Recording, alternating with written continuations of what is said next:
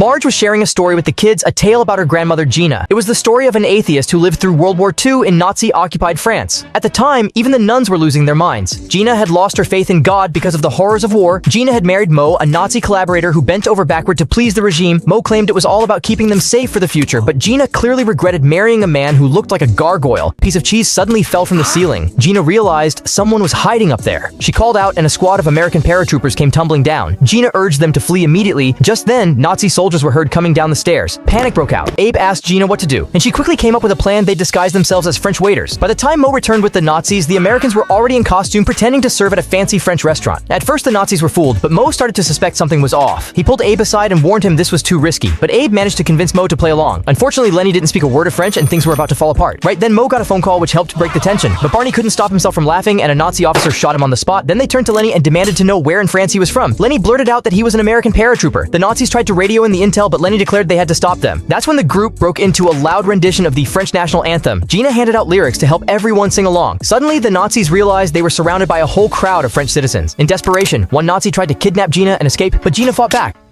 Paratroopers leading the charge, the crowd rose up, launching a full-on assault against the Nazis. They even summoned ghostly spirits to help in the fight. In the end, they defeated the Nazis. And for the first time ever, Gina kissed Marge, finished the story by saying that even an atheist who does good deserves a place in heaven, and God agreed.